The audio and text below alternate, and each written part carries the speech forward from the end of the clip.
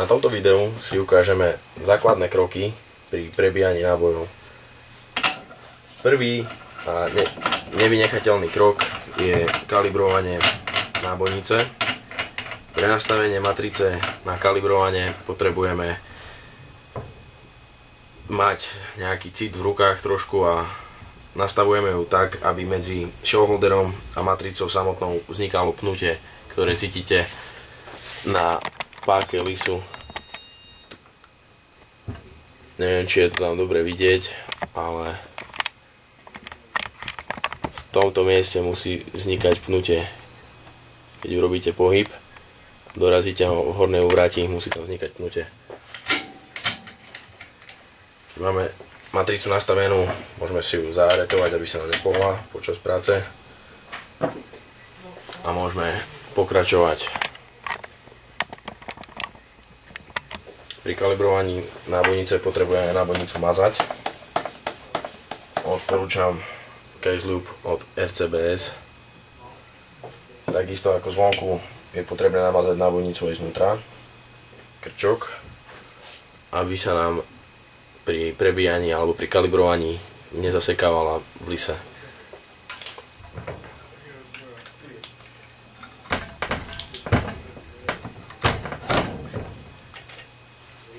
Takto skalibrovanú nábojnicu premeráme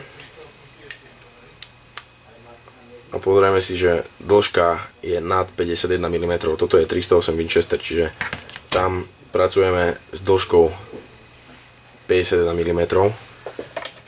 V takomto prípade je potrebné nábojnicu skrátiť na skracovačke.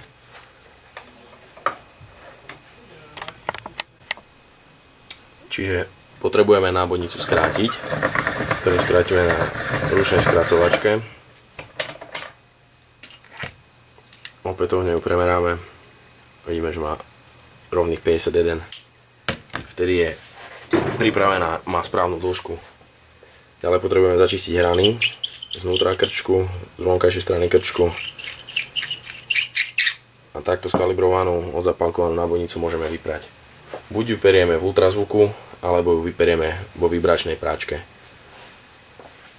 Odporúčam ultrazvuk, ale zo začiatku, ak nie sú prostriedky na ultrazvukovú práčku, môžeme nábojnice vyprať aj v takejto vibračnej práčke.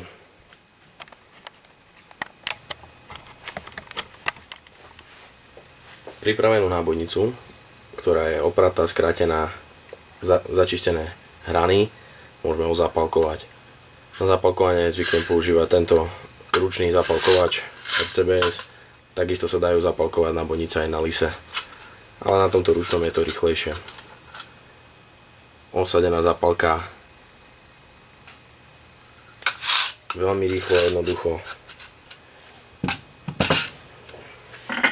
Ďalším a podľa mňa najdôležitejším krokom v celom procese je stanovenie správnej navážky, na ktorú môžeme použiť program QuickLoad, alebo sa riadiť datami z rôznej literatúry, či už je to manuál od výrobcu streliva alebo manuál od výrobcu prachu.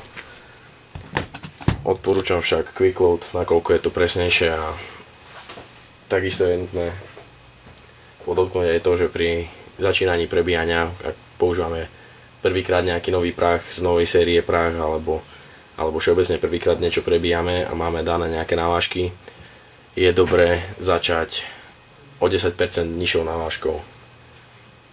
Je to z dôvodu toho, že ak by sme urobili niekde v procese nejakú chybu, alebo ak by bola chyba zo strany výrobcu prachu, že je iná šarža v inej fľaši, tak môžeme pozorovať pri výstreloch nejaké zvýšené tlaky, či už je to väčší spätný raz, alebo sú to sprievodné znaky na nábojniciach. Ak sme týmto krokom už prešli a máme vybratú návážku, môžeme prejsť k zváženiu. Prvým krokom pri vážení je nastavenie váhy a kalibrácia, aby sme si preverili, či naše nastavenie váhy je korektné. Čiže dáme váhu na 0, pomocou skrutky nastavíme tak, aby riska korešpondovala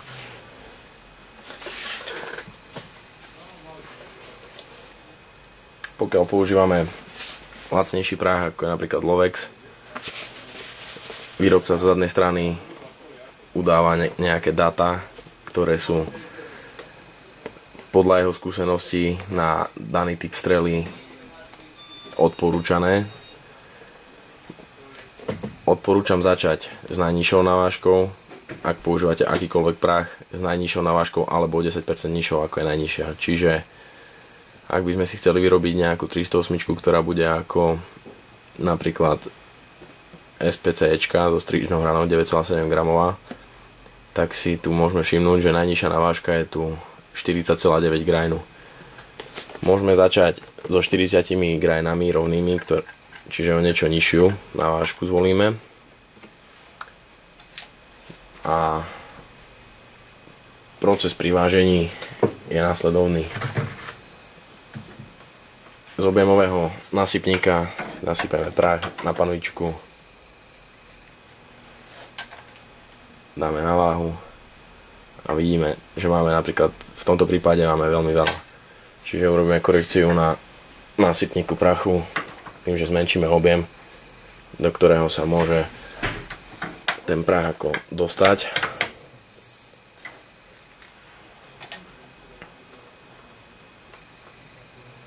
Vidíme, že je to ešte stále viac.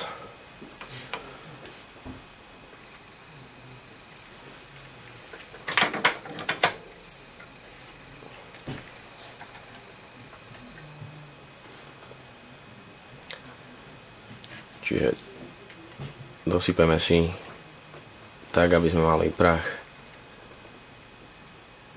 presne, žiadne viac, žiadne menej, proste snažíme sa pracovať s čo najväčšou precíznosťou, nakoľko základné pravidlo pri prebíjaní je to, že chceme dosiahnuť kvalitnejší náboj než fabrický.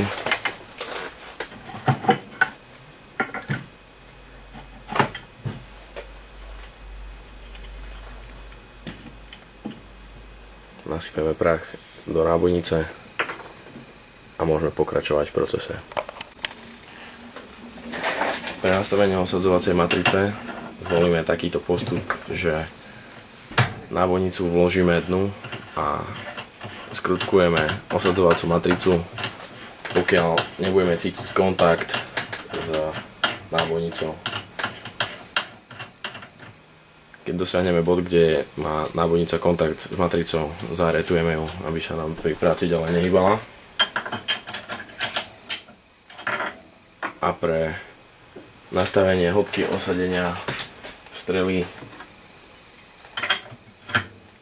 manipulujeme s touto skrutkou.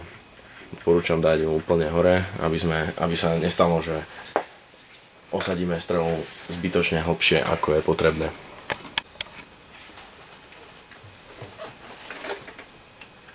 Pri osadzaní strely postupujeme metodou tzv. Pokus omyl. Vidíme, že máme to momentálne strašne vysoko, čiže môžeme smelo pridať.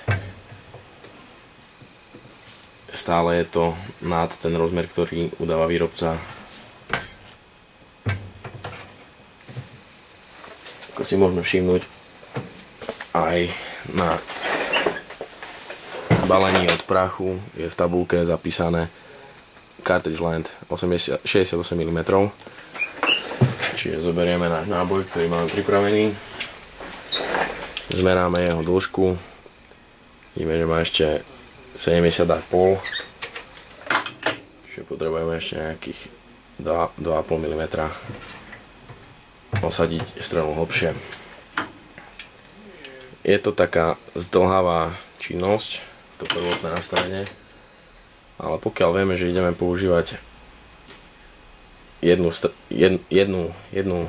strelu, si môžeme prednastaviť matricu na požadovanú dĺžku a môžeme s ňou pracovať ako po celú dobu používania matrice.